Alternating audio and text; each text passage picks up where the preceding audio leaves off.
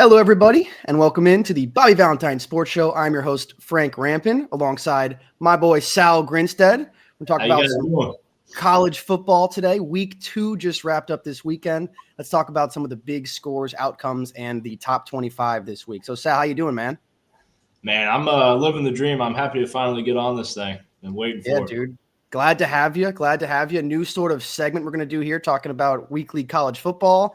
And so I know you're a big college football guy. You always have been. You kind of got me into college football when we were in college together. So let's Yep. dive into it. Let's start off with the only ranked matchup of week 2 between the Michigan Wolverines and the Oklahoma Sooners down in Oklahoma. Michigan did not look so great in this game. The Oklahoma defense and John Mateer were the big story. What do you think about that one, Sal? I mean, I think this Oklahoma team is going to be a problem in the SEC all year. Brent Venables is really making this team physical, really making them play hard football. That defense is a problem. That And defense is a John problem. Mateer, man, he's very efficient. He could do some real work this year in the SEC. I'll be honest. I kind of thought that Bryce Underwood was going to have a game like John Mateer did, but John Mateer came out from the jump, opening drive, and looked like the better quarterback, the more experienced quarterback like he is. The number one transfer in the portal this year. Oklahoma finally has themselves some offense because that defense, that Brent Venables defense, is always going to be good. They were good last year. They just couldn't move the ball. And now they can finally have a dual threat quarterback who can do it. They need to get their run game going a little bit more, but I'm very impressed what I see from Oklahoma. And we'll see what happens in the SEC. They could make some noise. What I don't like about this game is they didn't really let Bryce Underwood open it up. They're just short run game, short passes, and obviously they got into it on the sideline a little bit, which isn't a great look for your 5-star quarterback. But we'll just see what happens with this Michigan team. I still think this Michigan team is going to be good because, like you said, they love to run the ball. They still can run the ball. They always will have a good defense. But I agree with you. They should have let Bryce Underwood open it up a little bit. And that's an athletic dude. He's like 6'5". He can run. They should let him run a little bit more. He's a monster. He is a monster. He's 5-star quarterback. That was the thing about Michigan. Same Michigan and Oklahoma in the 2024 season were kind of mirror images of each other. They had good defenses, but they had terrible offenses and couldn't move the ball with their quarterback. So I think both teams could make a run for the playoff this year, and Oklahoma could make a run. I don't know for winning the SEC, but giving some people some problems. Yeah, and of course they're in the SEC, so they're going to have a tough schedule going on the road at tough places. You just got to see how mentally strong this team is when it matters.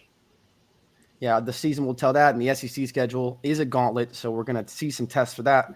A lot of the top 10 this week, a lot of the top 25 in general, played some easy matchups this week. Everyone in the top 10 really didn't play too much of a competition. Everyone won by at least 30 points, 25 points in every matchup. So not too much to talk about there, except I guess Arch Manning, Texas, after that tough game against Ohio State. He bounced back, looked pretty good, threw 4 touchdowns against San Jose State this weekend. They took down an inferior opponent. But did you notice, Sal, did you see a couple throws he was making? He grimaced when he was releasing those. That was a little concerning. It looks a lot weaker than what we've seen last year. I know it was only for 1 or 2 games, but all his passes are a little bit behind his receivers. There's not much zip on them, and you can see the video. It's viral of him literally grimacing when he threw a ball. So that's never a great sign. And I know I saw the video of Steve Sarkisian kind of downplaying that, and obviously he's going to do that, but not a great look in week 2, especially with a lot of season in the entire SEC schedule left for Texas. But they do get a big win over at San Jose State. Maybe that rights the ship. One of the best games of this weekend, Sal, was between Baylor and SMU. Crazy game between these two teams. SMU, obviously a playoff team last year. Kevin Jennings back for more after losing in the ACC championship game last year to Clemson and then losing to Penn State in the playoff. They looked very good, explosive early on, but late in this game, the kicking killed them. Missed field goal to tie the game or to win the game, and then they missed one in overtime, and they end up losing by 3 to Baylor. This was just a game you felt like whoever had the ball last was going to win. There's no defense going on, just 2 outstanding quarterbacks going at it. Sawyer Robertson with another 400-yard game and 4 touchdown game. He's just outstanding. Kevin Jennings, very efficient. I think this Baylor team is going to be a problem in the Big 12. I said it before the year. They're definitely a team to watch out for. I would just like them to lay some hits on the defensive side. Yeah, they're going to have to tighten up that defense a little bit, but Sawyer Robertson has been very, very good for them, and they can score the rock. That's for sure. Another team we're going to have to talk about because they were not ranked, and now they are heading into week 3. 2 ranked wins already. The South Florida Bulls. They just took down Florida, and DJ Lagway made them look very, very bad over the course of this game. And they had already beaten Boise State to knock them out of the top 25. So game-winning field goal. Forgetting his first name, Brown, quarterback for South Florida, has been unbelievable. He looks great. Man, he's a power guy.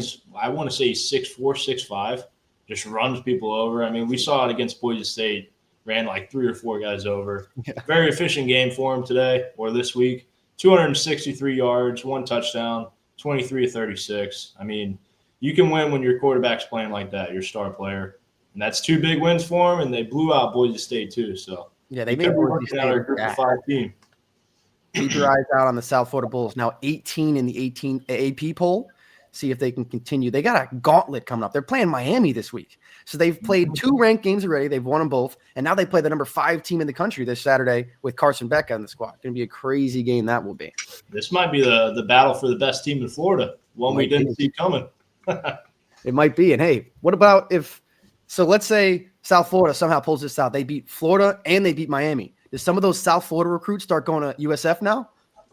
Wow, would that be a sight, man? Seeing USF getting recruits over FSU, Miami, and Florida. Speaking of that, FSU, Thomas Castellanos, they've been unbelievable. They played, I think it was Eastern Texas A&M this weekend, a school I had never knew existed. They put 77 points this weekend. Man, Castellanos, he looks incredible. This Florida State team, we didn't really see it coming into the year, but the way they handled Bama, their defense is just showing out. And I know they're playing nobody this week, but I want to say 9 out of their 12 games last year, they didn't even put up 18 points. So it's very intriguing to see them put up 77, even if they're playing nobody. They might have been the worst team in the Power 4 last year. They had 2 wins. I'd say them and Oklahoma State up there. Oh, Sal, man, you're pokes, dude. You're pokes. A little tough right now. A little tough go. But, hey, they'll be back at some point. That's right. Another big game that happened this weekend, another loss in the top 12. Arizona State went down to Mississippi State and lost. You called this one, Sal. You texted me early during Saturday and said Mississippi State's going to win this one, and the Bulldogs did. What'd you see from them this game? I just had a weird feeling coming into the game. Going into Starksville at nighttime, the cowbell's going. It's just a tough place to play. I know they're one of the lower-end SEC teams right now, but they're still the SEC. And they finally got a healthy quarterback in Blake Shapen. He missed pretty much all last year. So I'm kind of expecting a little bounce-back season for him. You know, they looked incredible. They kind of tried to blow it there at the end, but just an outstanding play there at the end. I would like Arizona State to be running a little bit of prevent up 3 with about 40. Where's the safety? Where are the safeties? What are we doing? I don't know how that happens, but big stop by the defense, too, of Mississippi State. They had a 1st and goal at like the 3-yard line, held Arizona State to a field goal, which led them to score that long touchdown to win the game. Crazy. Another ex-playoff team. So SMU and Arizona State, 2 teams that went to the college football playoff last year, losing already in week 2. Talk about the Cyhawk Bowl. Have to talk about that one. Iowa State and Rocco Beck take down the Iowa Hawkeyes. And Mark Gronowski, the quarterback of Iowa, who was supposed to be I guess he was the FCS freshman last year, 2-time national champion, was supposed to be a quarterback who could actually throw for the Hawkeyes. Has not gone so well so far through week 2. This Cyhawk Bowl, it always comes down to a field goal, man. It's every time. One of my favorite games to watch every year. It's just a defense. It brings you back to the heydays. But, yeah, we were kind of hoping Iowa had a quarterback who could throw for more of an average than 3.5 yards per pass. Clearly, we're not having that right now. He is able to run a little bit, so they might be able to upset somebody later in the year. But this Iowa State team's they're better. Iowa State, probably the favorite to win the Big 12 right now. They look very good so far. I would say so. I mean, coming into the year, K-State they were up there, and boy, they looked terrible. They almost lost to, who was it, like North Dakota State or something? Yeah, week 2. They almost lost a terrible game to that was like their first season as an FBS team, right? It would have been their first FBS win, I think. Yeah. Yeah, it's crazy. And then Army just absolutely took care of them. I mean, they controlled the whole game. You know, they do what they do. Ball possession, triple option, just 3 yards in a cloud of dust, you know. And Kansas State had no stop for it. I don't love how Avery Johnson is looking this year. He was a lot of hype about him coming into the year. A lot of hype about him last year as well that didn't really come to fruition. And now this year, again, supposedly going to be the Big 12 preseason player of the year potentially, has not really looked good. And Army, again, have a quarterback. Of course, when you're at Army, you have a quarterback that can run. And I'm forgetting, what's the guy from last year who was the Heisman candidate? Bryson, what was his name? I'm completely forgetting. I can't remember his name, but boy, he was a beast. He's the quarterback coach now. They put together in a long time. He's the quarterback coach now, and this quarterback who's the quarterback now looks like he's taken some pointers from him. He looks like the same guy. Wow. Yeah, I mean, Army looked great. I felt bad for him. You know, they had that kind of upset loss week 1. And I was happy to see them bounce back and, you know, go back to playing Army football. Control the game. It's always nice to root for the service academies, right? Bryson Daly was the quarterback last year. That's his name. Right. So one more big game that happened in the top 25, a little bit of a cagey affair, close game. Ole Miss takes down Kentucky 30-23. Concerns for quarterback for Ole Miss, Austin Simmons, as he left that game late with an ankle injury. See if he's going to be back for week 3. But Ole Miss, Kentucky, Sal, like we were talking before we started recording, always a close game. These teams are always going to play each other tough. Yeah, I mean, Kentucky might not be, you know, one of the teams that battle for the SEC championship every year, but I mean, you could probably ask any coach in the SEC. You don't want to go down to Kentucky and play them. It's always going to be a dogfight. It's always one possession game. And, you know, I think it's great for Ole Miss that they're able to come out here and win this game because it's never a walk in the park when you go down there and face them. We saw that last year as well. Even when Jackson Dart was on Ole Miss, they lost to Kentucky. That was one of their 2 losses last year and basically kept them out of the college football playoff. And they almost beat Georgia last year too. I want to say they lost 10-9 in a dogfight. They always play the good teams well. It's just always a great game to watch them play. And that was last year when Georgia was having their little scare. They almost lost to Kentucky. They almost lost to Georgia Tech last year in that crazy 4 overtime game that happened. It's a shootout. And don't look now, but Georgia Tech's got all returners pretty much from that team. Exactly. Haynes King is a beast at quarterback. That dude will run through a brick wall. They still got Jamal Haynes in the backfield too. They could be a problem. So speaking of them, actually, Sal, I'm looking into next week's slate now. One of the big games I see in the noon slate, Clemson is going to Georgia Tech. That is a big game. Clemson did not look very good at all this past weekend against, who was it? I don't even remember. Who they? Troy. Yeah. They look bad against Troy, and now they got to go to Georgia Tech, who we were just saying could be a tough squad. I mean, Clemson's they're favored 3.5 right now, and I don't think they've looked good. Offense has been a struggle, and coming into the year, that was supposed to be the pivotal part of their team. They were supposed to be able to gunsling it with anybody. Klubnik has not looked good at all. I mean, maybe they have a bounce-back game this week and really announce themselves again. But like I said, this Georgia Tech team, they play slow. They control the game. And one wrong mistake could really cost you the game. They ground and pound that Georgia Tech team. So Clemson, after 2 weeks, like obviously they played that massive week 1 game against LSU where they did not come out on top. Nussmeier out-dueled Cade Klubnik in that game, and then Klubnik struggled early in the first half of this one. He did get it together in the end of the second half, fourth quarter against Troy, but he's going to have to be sharper against Georgia Tech if they're going to want to win this game. Yeah, they can't go down 16-0 against this Georgia Tech team. No, then they'll just run the clock out on them. Another big game next week, Georgia playing Tennessee. Big game in the SEC at 3:30 on ABC. Number 6 plays number 15. New quarterback for both teams, Gunnar Stockton, the quarterback of Georgia, and Joey Aguilar, the quarterback of Tennessee, who's looked very good so far. Tennessee's offense looks high-powered. And Joey Aguilar, he led the country in picks last year. Quarterback for App State, now coming to Tennessee. He's got a big shoes to fill after Iamaleava leaves. This right here, this is a college game day. And it's I'm not expecting much from Tennessee against this Georgia defense. I know Georgia hasn't looked great to start the year. They're struggling. They kind of struggled last week in a 28-6 victory. But if you know Kirby Smart, he likes to, not show what he's doing on offense. They ran mesh 15 times in a row week one. They don't want to show anything to the SEC. So I think they're going to come out, guns a slinging. I would love to see a great game out of this one. Tennessee jumped up 7 spots in the poll this week, so they clearly see something they like.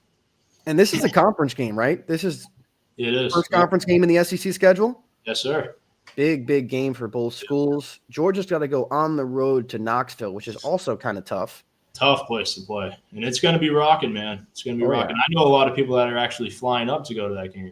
Oh, really? Yeah. They were there. Last time they were there was for when Tennessee beat Alabama in that crazy, wild 52-49 game. So, they're hoping they can see another miracle as well.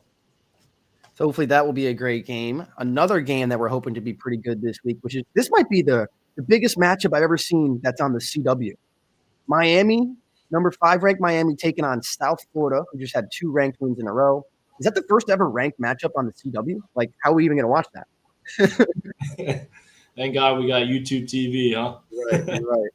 This is going to be a battle. I mean, Carson Beck is obviously playing. He plays efficient, doesn't turn the ball over, but he's not necessarily going to win you a game either. So you never know what's going to happen in this game. It would be absolutely wild if USF beat Florida and Miami in back-to-back weeks.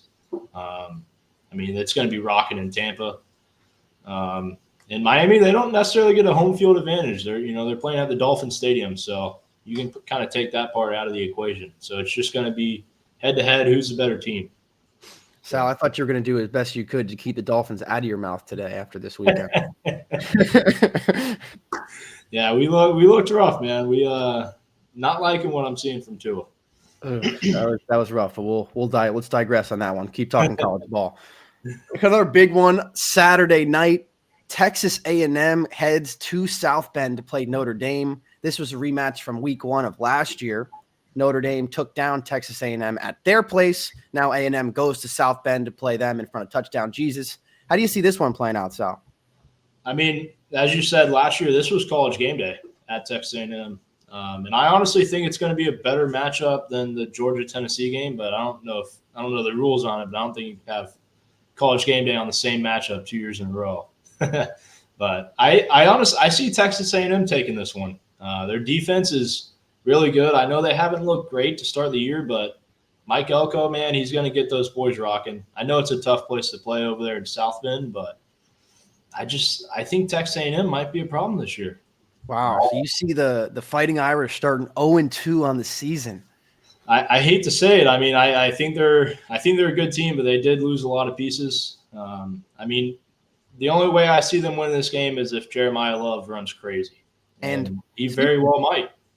And Jeremiah Love, they did not use him nearly as much as I thought they should have against Miami in week 1. That was a very, very weird offensive game plan. CJ Carr had a couple nice plays late in that ball game, showed his poise in his first start as the Notre Dame quarterback. But Jeremiah Love's your best offensive player. You got to use that guy more. He's a beast, man. I am expecting CJ Carr to be a little bit better this week. It's his second start compared to his first, and his first was about as big as it gets with Catholic convicts. So we'll see what he can do this weekend. Yeah, and he did play pretty well, but again, big game. And this time he's at home, so maybe that'll help him out a little bit. Here's another big game that I feel like has not been talked about at all. This is like actually the first time I've really seen this. South Carolina, who has been a team that everyone's been hyping up through the roof over this preseason because of their quarterback, Lenora Sellers. He's going to win the Heisman. He's the best quarterback in the SEC.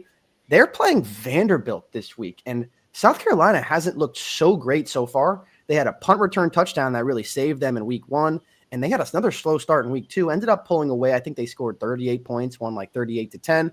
But Diego Pavia and Vanderbilt coming into town, that could be a tough test for the Gamecocks. These are 2 teams I was huge on coming into the year. I expect both of them to give a lot of issues in the SEC. This is in South Carolina, so it's going to be a little tough. I see a world where Vanderbilt could upset them, but I also am huge on South Carolina this year. So I think I'm just really excited to watch these two teams just battle it out. Yeah, I I'm mean, excited to they watch both are this playing game. hard football. So, And these two quarterbacks going head to head will be fun to watch under the lights. Darude Sandstorm playing those crazy South Carolina Gamecock fans are going to be going nuts. That's going to be a very, very interesting game. And Diego Pavia entering what, his 7th year of college football? yeah, and if you know him, man, he's not scared to throw it into coverage. He likes to let it rip, and it's kind of working out well for him. Hey, he's got no fears. He's brought Vandy back, and I guess not brought him back. He brought them to prominence for the first time ever. Yeah, first time in my lifetime. Yeah. All right, so that's going to wrap it up. Week 1, the college football podcast. We're going to – I do got one more game for you. One more, Sal? Go for it, dude. Florida at LSU. I know there's not much talk about it anymore because Florida obviously dropped the bell last week against USF. This is a very good LSU team, and it's going to be tough, but it's going to be tight as well. Spread's 8.5. I don't see it being that big of a game. I think it's going to be closer to 3 or 4 or 5. What do you think about this one, Frank? Actually, so LSU, we actually kind of forgot to talk about here. They're the number 3 now, right? Yeah, they are. So LSU, they have that big win on the road against Clemson in week 1. Obviously, Clemson has a pretty solid defense. The offense for LSU kind of took a while, didn't really start going until the second half. The offense didn't really work again in week 2 against Louisiana Tech. No. They really had a struggle moving the ball. They didn't pull away in this game until like the 4th quarter. So this could be interesting. Florida's defense, I mean, they only gave up 18 points in that loss to South Florida. So if their defense can hold LSU down a little bit and confuse Nussmeier, there's a chance this could be a very close game. And, I mean, Florida's at the spot where the next 4 or 5 games of their schedule are extremely tough, and they're going to need to find a way to, win at least 2 or 3 of these games. So they're going to come out with everything they have because they have nothing to lose. They already lost the game they shouldn't have lost. So, I mean, I expect this Florida team to be ready to go and ready to bounce back. But my God. Sal, listen to their next 4 games. Florida's next 4 games. At LSU, at Miami, home against Texas, at Texas A&M. Those are 4 tough games, and 3 of them are on the road. I mean, you could see them losing all 4, even though I think this Florida team, I think they're a really good team. But, I mean, that is just that's ridiculous. And ending that stretch at Texas A&M, which arguably the hardest place to play in the country, that's just they need to find a way to at least take 2 of those if they want a chance in the playoff. And then they have a quote-unquote break against Mississippi State the next week, and then they go to Athens and play Georgia. Yeah, it's crazy. Oh, sorry, no, Georgia will come to them, but still, you're playing Georgia. Yeah, I think that game's still in Jacksonville, no? Oh, you're right. Yes, they play. They are talking about moving that in the next few years and having it a home and away. Oh, really? So they get a little bit of a home advantage, but I'm not sure when that's going to be the end of the ropes. Well, a lot of good games coming this weekend. Another great slate. Any more games you want to talk about, Sal? Not necessarily games. I do want to talk about this Utah team. Their defense is outstanding, and their quarterback. I mean, I think he's better than Cam Rising, even though he played like 9 years. But this guy is so efficient, can run the ball like no other, and they've looked outstanding in 2 weeks. They beat the brakes off of this UCLA team, which obviously is not as good as we thought they were going to be. 2 bad losses, but I think they're a team to watch out for, and they were my pick before the year to win the Big 12. Wow. So we'll see how it plays out, and I think we're going to have some good games coming up here in the near future. Yeah, and it seems like whenever Utah gets hyped up before the season, they don't live up to the expectations. But then whenever nobody talks about them, they're the team to beat in the Big 12. Yep. Yeah, but I mean, their coach has been there forever. They always play a strong defense. But with the way that quarterback's playing and the way he's able to sling it, they're a team to watch out for. What is their quarterback's name? I forget. I'm forgetting his name. Oh, Devin Dampier. Yes, Devin Dampier. Yeah. Where was he? He was, New Mexico last year? New Mexico State? I want to say New Mexico, yeah. Yeah, I remember watching him late night last year. And this guy can run. Yeah, he didn't really put up, amazing numbers at New Mexico. He just – I think he's a perfect fit for what they're trying to do there in Utah. And, man, they could be a force put together. It seems like it. And obviously, Sal, the Big 12 is always wide open. You never know who's going to come out of that There's thing. always somebody coming from unranked to win it all. We saw it last year with Arizona State. Exactly. And they've And already got a loss this year, so it might be somebody different. my pick before the year, I thought Arizona State was a little overhyped and overranked coming into the year because you lose your best player in Scatabo and you're still ranked number 11 preseason. Don't get me wrong, I think Sam Levitt's a great quarterback, but they're not the same team without Scatabo. Yep. Scatabo changes that entire team. I mean, you watch that Sugar Bowl or Peach Bowl, whatever the hell it was. That thing was unbelievable. He took that game over and almost won it. Yeah, by himself almost. I want to say he threw a touchdown in that game too. He did. He threw a touchdown. He caught a touchdown, and he ran a touchdown. Crazy, man. Crazy. Yeah, a lot of teams to watch out for here in the future, and boy, I can't wait for the next Saturday. Me too. Saturdays in the fall. Nothing better. Nothing better. All right, Sal, successful first episode. Look forward to doing this with you every single week. Hopefully you guys enjoyed it as well. So until next time on the Bobby Valentine Sports Show, for Sal Grinstead, I'm Frank Rampin. Peace out. See you next week.